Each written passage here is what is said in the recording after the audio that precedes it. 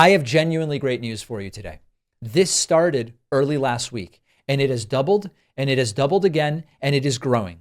The story of Donald Trump's brain is going completely and totally mainstream.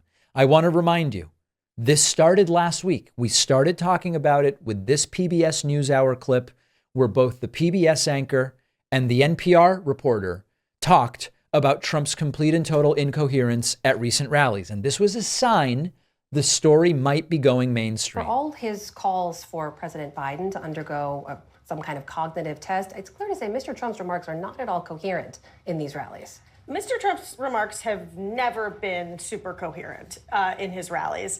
I'm not sure that I can weigh in on how much they have veered in the last couple of months, but this split screen has always been there, will always be there. They are different people. All right, so that's starting on PBS and with an NPR reporter. We then talked about this great op-ed in the Washington Post by Eugene Robinson. Is Donald Trump okay? Was the question that it asked. And it got right to the complete and total incoherence of Trump at the rallies, including his shark electrocution rant. Over the weekend, a number of additional stories in corporate media have come forward about this, and it is a great thing. Alex Wagner on MSNBC did a segment, Trump Cognitive Decline, Increasingly Difficult to Conceal Despite Setting a Low Bar. MSNBC is now talking about the Trump cognitive decline story. We have a new article from AFP on Yahoo News by Camille Kemdesis, who wrote, at 78, Trump too is showing signs of aging. And this article goes on to talk about how despite all of the direct attacks on Biden's brain from MAGA types, there is something going on with Donald Trump and cognition. And it is a Yahoo News article from AFP. Again, very much front and center here as far as this goes. This is a really great thing, and we need to push on this. Now, I have an all of the above approach. As many of you know, I don't think there's any silver bullet or any one story that is going to win this election for the side of logic and reason. On the one hand, we need on-the-ground campaigns in the most important swing states. Unfortunately, Joe Biden is opening offices while Trump is closing them. That's a great thing. On the other hand, debates will play some role, at least potentially, and if you mess up, you'll really hurt yourself in a debate. So it would be a great thing for Biden to be well prepared, and we've got to focus on debates. But the story of Trump's brain is an important one to get out there because we actually have the facts on our side. And every single one of these stories, the hyper narrowly cropped video of Biden speaking to skydivers or paratroopers, I don't know what the right word is, that we talked about earlier, it's nonsense. As soon as you see the wide video, it's debunked.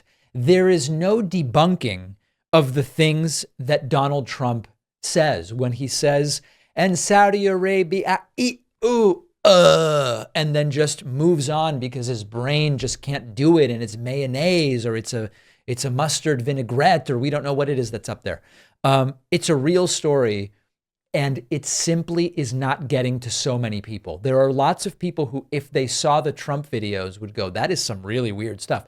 We have video from Trump rallies where MAGA people that stood in line in the sun for hours to hear Trump, with no sunscreen in many cases, using the disgusting porta potties and having the disgusting food, they have expressions on their faces when Trump starts glitching where they go, what the hell is going on here? So the point here is this has now broken through.